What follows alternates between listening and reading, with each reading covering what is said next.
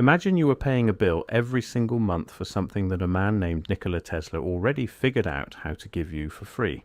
Not cheap, not subsidized, free. Pulled directly from the earth, transmitted without wires, available to every human being on the planet simultaneously. He demonstrated it. He proved it. The physics worked. Then one family decided that free energy was the single greatest threat to their fortune that had ever existed. And within a decade, Tesla was broke, his laboratory was in ashes, and the system that replaced his vision had a meter on it. A meter that has been running ever since. This is not a conspiracy theory. This is a business history. The names are real, the documents are real, the money is real, and by the time this video is over, you will understand exactly how the American electrical grid was not built to serve you. It was built to bill you.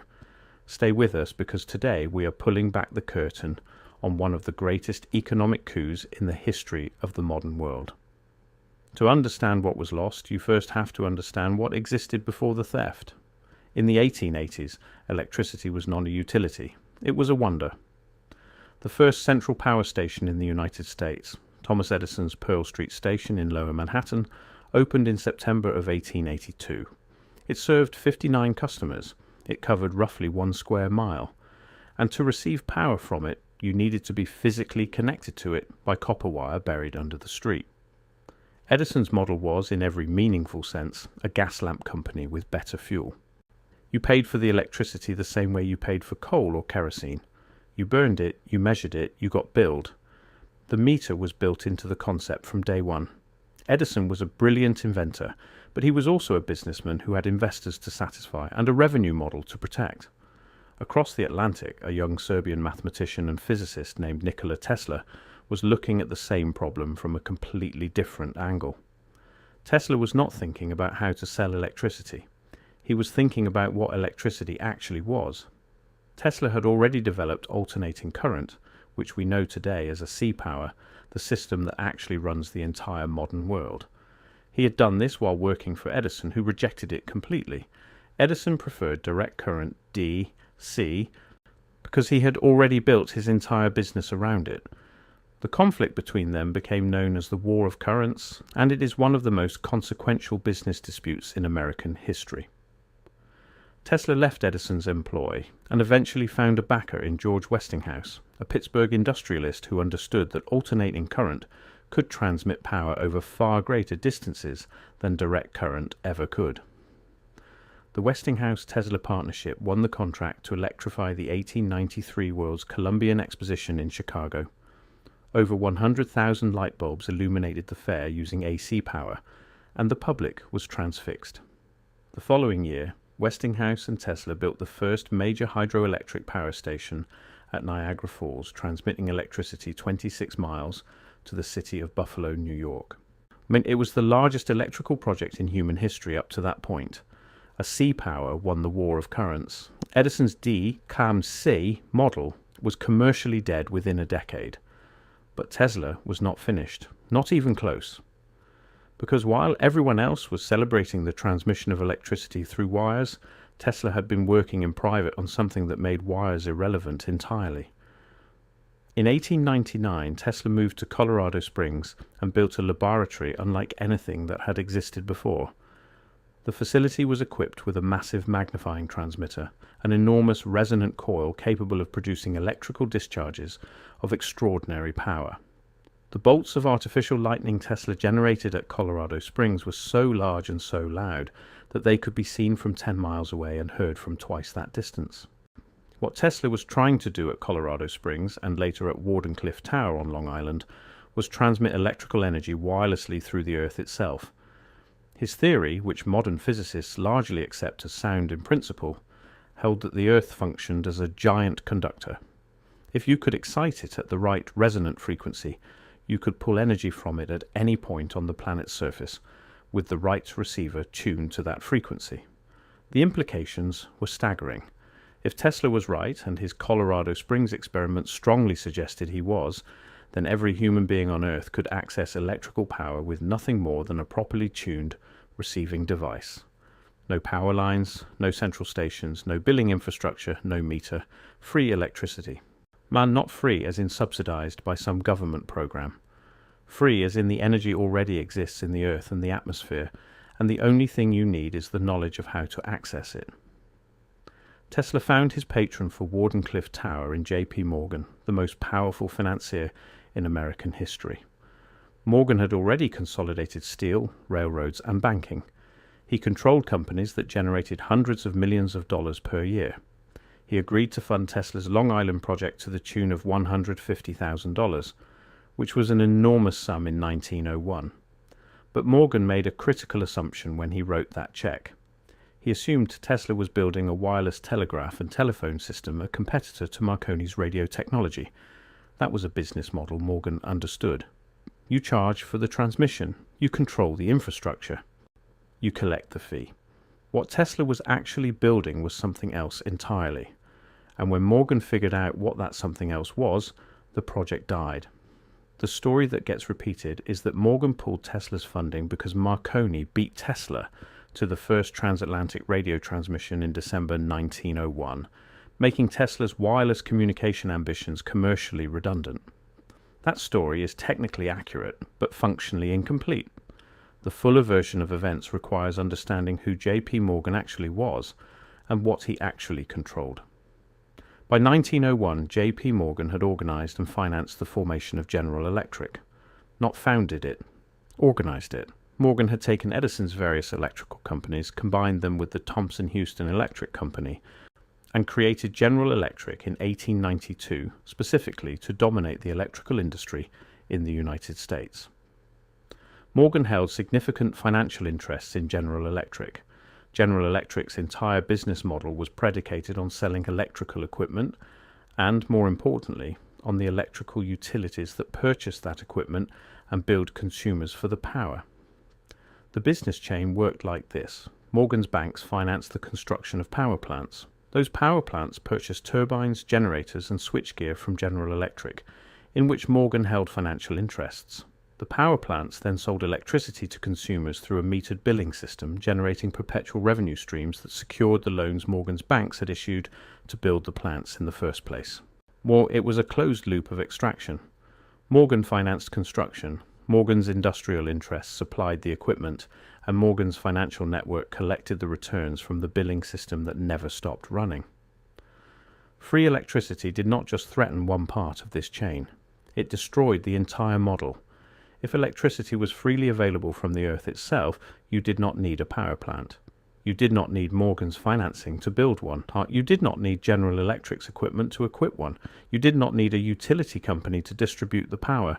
And you absolutely did not need a meter to measure what you had consumed.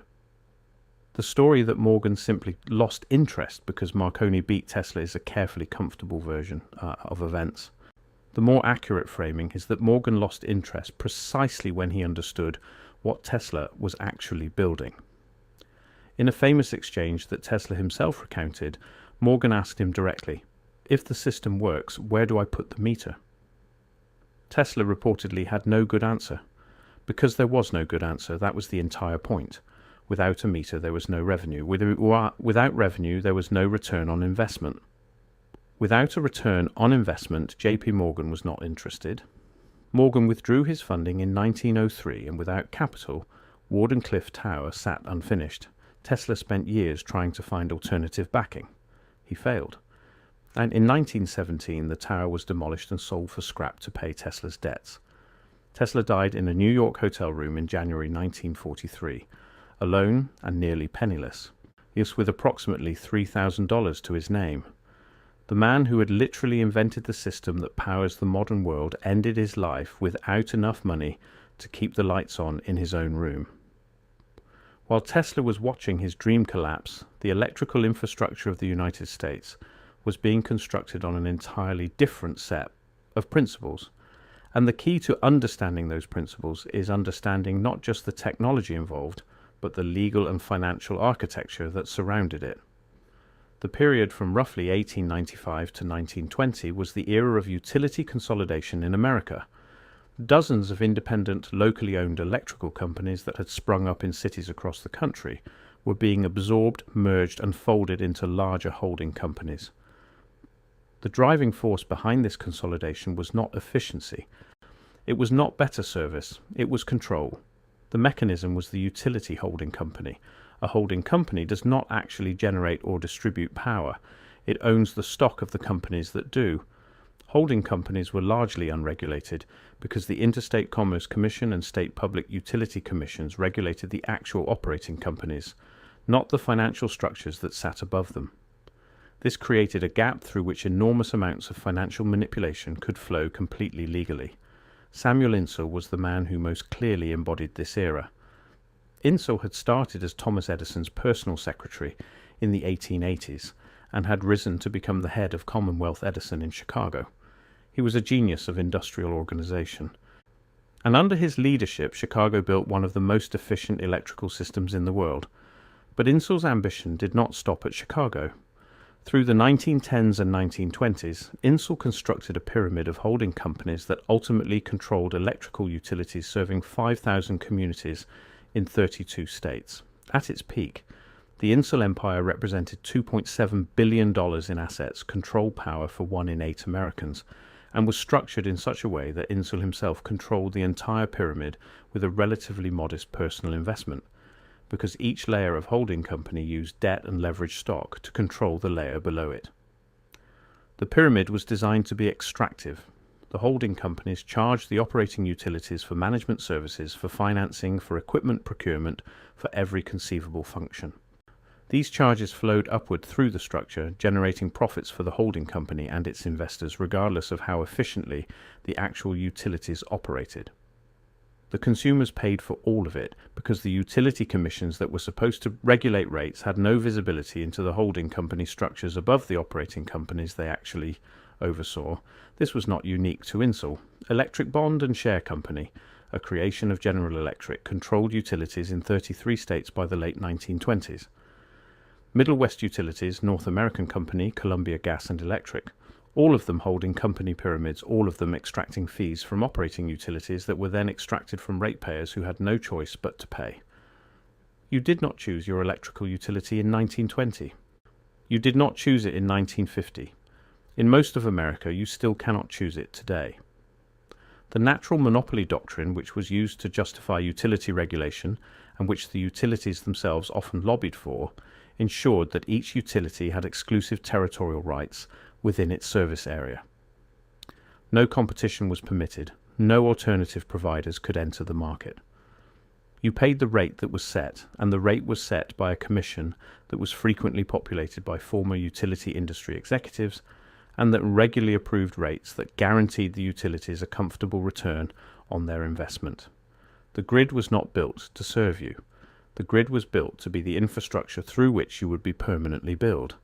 In 1929, the stock market crashed, and the holding company pyramid schemes that had dominated American utilities began to unravel. Samuel Insull's empire was the most spectacular casualty. As the Depression deepened and operating revenues fell, the debt-laden holding company structure could not sustain itself. In April 1932, Middle West Utilities, the apex of Insull's pyramid, declared bankruptcy. Within months, the entire edifice collapsed. More than 600,000 investors lost money. Pension funds and savings accounts evaporated. The losses were estimated at $750 million, an inconceivable sum in 1932. Insull fled to Europe and was eventually extradited from Turkey. He was tried on multiple counts of fraud and embezzlement and was acquitted, largely because the specific mechanisms of holding company extraction were not technically illegal under existing law. He died in 1938 in a Paris subway station with $20 in his pocket. The Insull collapse became the central political justification for the Public Utility Holding Company Act of 1935, one of the landmark New Deal reforms. The Act required the registration of utility holding companies and empowered the Securities and Exchange Commission to break up holding company pyramids that served no legitimate economic purpose. Over the following 2 decades, the SEC forced the dissolution of dozens of holding company structures, and the utility industry was reorganized around regulated monopolies that were more directly accountable to state oversight.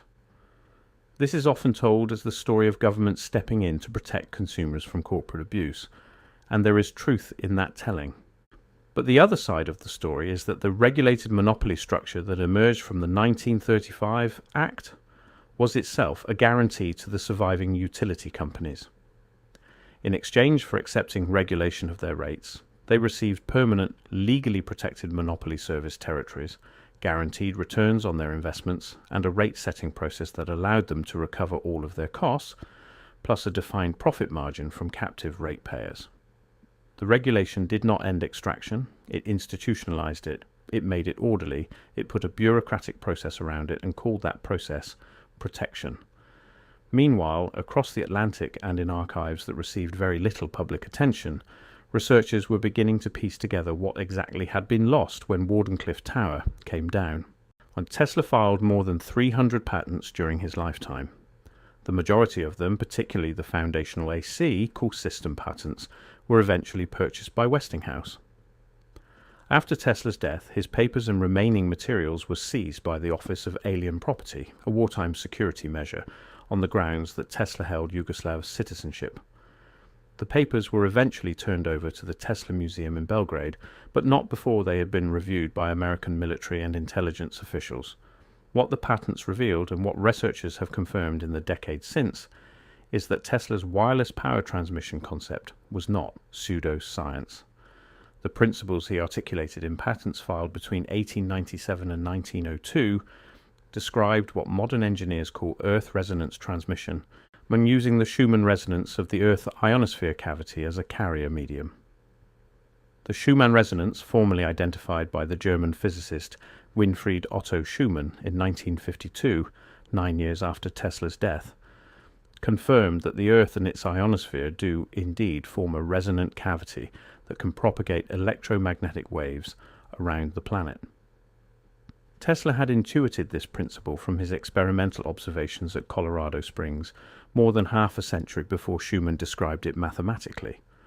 The question of whether Wardenclyffe, if completed, would have worked exactly as Tesla claimed remains genuinely contested among engineers and physicists. The efficiency losses over long distances, the question of selective tuning to prevent universal access rather than metered access, the sheer scale of the receiver infrastructure required, these are real engineering challenges that Tesla may or may not have solved. Some researchers believe he would have needed decades more development. Others believe the fundamental approach was viable and the engineering problems were solvable. What is not contested is this: the decision to stop the project was made on financial grounds, not scientific ones. Wardenclyffe was not abandoned because Tesla's physics was proven wrong. It was abandoned because there was no revenue model attached to it. The physics was never fully tested at scale. The experiment was terminated before the results were in. The choice to never find out was itself a choice. And that choice was made by people who were already making extraordinary amounts of money from the alternative. Here is where the history becomes uncomfortably contemporary. The average American household today pays approximately $1,500 per year for electricity. That is $125 per month. Multiplied across 130 million American households, the residential electricity market alone generates roughly $195 billion in annual revenue. Add commercial and industrial customers, and the total American electricity market exceeds $450 billion per year. That money flows through a system whose fundamental architecture was designed in the 1880s, whose monopoly protection was institutionalized in the 1930s, and whose relationship to consumers has changed less than almost any other major industry in the past century. You cannot negotiate with your utility. You cannot choose a competitor. You cannot opt out except by generating your own power, which until very recently required capital investment accessible only to relatively wealthy households and small businesses. The system is not structured this way because it is the most efficient way to deliver electricity. It is structured this way because it is the most effective way to ensure permanent, guaranteed, captive revenue. The deregulation experiments of the 1990s and 2000s, which were supposed to introduce competition and drive down prices, largely failed or actively backfired. California's deregulation crisis of 2000 and 2001, during which Enron and other energy traders manipulated wholesale electricity markets to create artificial shortages, and drive prices to extraordinary levels, resulting in rolling blackouts across the state and the bankruptcy of Pacific Gas and Electric, and stands as the most vivid demonstration of what happens when you introduce market dynamics into infrastructure that was designed as a captive system. The manipulation was legal within the rules as written. Enron executives did what any rational actor in that market would have done, which was exploit every available mechanism to maximize profit. The system allowed it. The lesson that the American political and regulatory establishment drew from that crisis was not that the underlying architecture of captive monopoly utility provision needed to be rethought. The lesson was that deregulation had been implemented badly. The regulated monopoly model was quietly restored, in more or less its pre-deregulation form across most of the country. The meter kept running. The names of J.P. Morgan and Samuel Insull are familiar to anyone who has studied American economic history, but the story of who actually controls the infrastructure today requires looking at a different set of names. The utility industry consolidation of the past 3 decades has produced a smaller number of much larger holding companies than existed even in Insull's era. Companies like NextEra Energy, Duke Energy, Dominion Energy, Southern Company, and American Electric Power collectively control electrical infrastructure serving hundreds of millions of Americans. These companies are publicly traded, but public trading does not mean diffuse ownership. The 3 largest institutional shareholders of virtually every major American utility company are Vanguard Group, BlackRock, and State Street Corporation. Together, these 3 asset management firms hold, on behalf of their fund investors, dominant positions in essentially every large utility in the country. They also hold dominant positions in the equipment manufacturers that supply those utilities, the fuel companies that supply those equipment manufacturers, and the financial institutions that lend to all of them. The circularity of interest that characterized J.P. Morgan's relationship to the early electrical industry has not disappeared. It has become more abstract, more diffuse, and more legally sanitized, but the underlying structure in which the entities that finance infrastructure also benefit from the ongoing revenue that infrastructure generates, and also hold positions in the companies that supply that infrastructure, remains essentially intact. This is not a conspiracy. It does not require secret meetings or explicit coordination. It is simply the natural result of capital concentration in a system designed around permanent captive revenue. When the same pools of capital own everything in a closed loop, the interests of those capital pools are served by the continuation of the closed loop, regardless of what alternatives might theoretically be available. Tesla's system, to whatever extent it would have worked, would have broken the loop. That was its fundamental characteristic.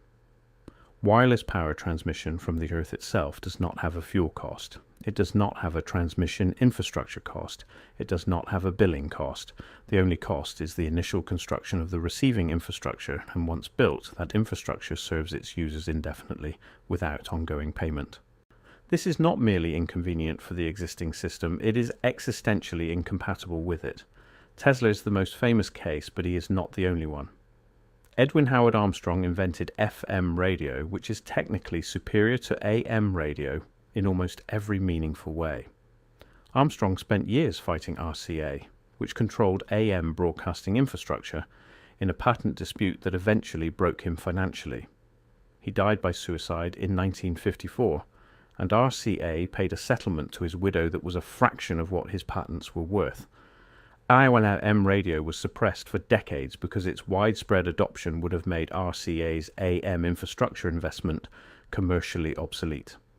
Stanley Meyer claimed in the 1990s to have developed a water fuel cell that could split hydrogen from water using far less energy than conventional electrolysis required, effectively running an engine on water.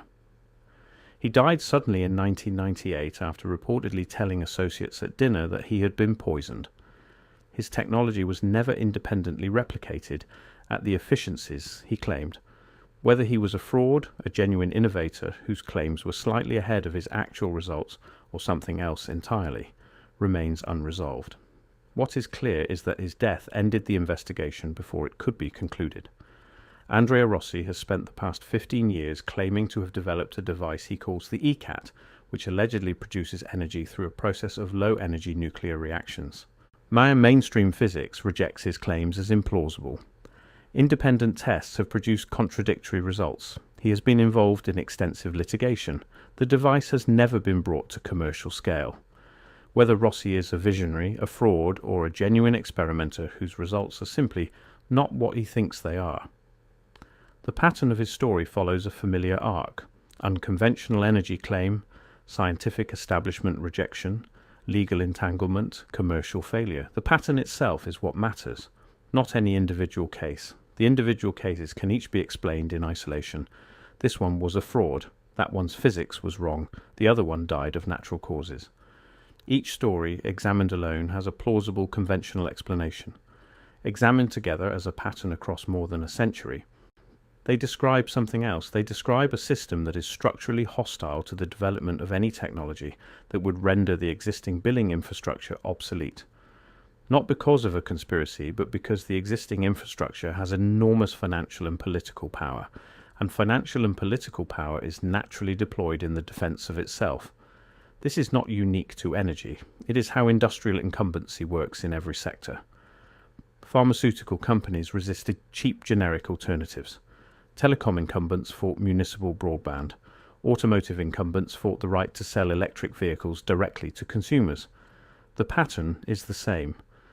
The specific mechanisms vary. The underlying logic is constant. In energy, the stakes are simply higher, because energy is not a consumer preference. It is not a luxury. It is the foundation of every other form of productive activity. Whoever controls access to energy controls, at a fundamental level, the cost of everything else. Solar power and battery storage are the first technologies in American history that have genuinely threatened to break the captive utility model. A solar installation on your roof generates power from sunlight, which is genuinely free, and stores it in batteries for use when the sun is not shining. If the system is properly sized and the batteries are adequate, you can achieve genuine energy independence. The utility industry has fought this technology at every level. In Florida, the utility companies spent millions of dollars to defeat a 2016 ballot initiative that would have expanded consumer access to solar, mainly by funding a deceptive countermeasure that posed as a pro-solar initiative while actually limiting solar access. The deception was eventually exposed and widely reported, but the original initiative was defeated anyway. In states across the country, utilities have successfully lobbied state utility commissions to reduce or eliminate net metering, the system by which homeowners who generate excess solar power can sell it back to the grid at rates that make the economics of solar installation viable. When net metering rates are cut, the payback period for solar installation extends dramatically, making the economics marginal for most households. The argument the utilities make is that rooftop solar customers are free riding on the grid infrastructure that non-solar customers pay to maintain. There is a sliver of validity to this argument. There is a much larger amount of financial self-interest behind it. Tesla, the electric vehicle company, has nothing formally to do with Nikola Tesla beyond the name, but the parallel is instructive. The company spent years fighting state franchise laws that prohibited direct sales of vehicles to consumers, laws that had been written and lobbied for by automotive dealers. The laws had nothing to do with consumer safety or market efficiency. They existed to protect the revenue model of automotive dealerships. When a new technology threatens an existing revenue model, the existing revenue model fights back using the legal and political tools available to it. This is the permanent reality of infrastructure economics. The meter was put on electricity in the 1880s because there was money in metering it. The meter has been defended legally, politically, financially, and institutionally ever since. The Wardenclyffe Tower came down in 1917 not because free electricity was physically impossible, but because free electricity was economically inconvenient for the people who were already making money from metered electricity. Whether Tesla's specific vision would have worked exactly as he described it, we will never know. The experiment was stopped before it could be concluded, and the people who stopped it had, by any reasonable analysis, significant financial motivation for stopping it. Here is what we know. A man named Nikola Tesla spent the last decade of the 19th century and the first decade of the 20th century developing a system for the wireless transmission of electrical power that, by his account and by the account of his experimental results, would have made electrical energy freely available to every human being on Earth. He was not a fraud. He was not a crank. He was the inventor whose fundamental patents underlie every alternating current electrical system on the planet. His funding was withdrawn by the most powerful financier in American history at the precise moment when it became clear that the technology he was developing could not be monetized through a conventional billing model. In the decades that followed, the American electrical grid was built not as public infrastructure in any meaningful sense, but as a privately owned, legally protected, regulatory captured system for the generation of guaranteed returns from captive consumers who had no ability to choose alternatives. That system currently extracts more than $450 billion per year from American businesses and households, and a significant portion of that extraction flows to the same concentrated pools of capital that own positions in virtually every other major infrastructure asset in the country. The solar and battery storage revolution is the first genuine technological threat to this model in more than a century. It is being fought with exactly the tools you would expect: lobbying, regulatory capture, ballot measure manipulation, and the patient deployment of capital to ensure that the alternatives remain marginally more expensive than the incumbents, at least long enough for the incumbents to adapt or to buy the challengers. The meter that JP Morgan put on electricity is still running. It has been running for more than 140 years, and the bill it generates month after month in household after household flows back through a system designed in the 1880s by people who understood something very clearly. Free energy is not a scientific problem, it is an economic threat, and economic threats are not solved with physics. They are solved with lawyers and lobbyists and purchased legislatures and the patient, ruthless application of financial power to the defense of financial interest. The lights are on, the meter is running, the bill is in the mail, and somewhere in the archives of a demolished tower on Long Island, the ghost of a different world is still waiting to be built. That is the story they never taught you in economics class. If this video changed the way you think about who actually built the electrical grid and why, share it with someone who needs to hear it. Subscribe for more revisionist economic history, content that follows the money back to where it actually goes. And tell me in the comments, do you think Tesla's wireless power would have worked? Because that conversation is far from over. We will see you in the next one.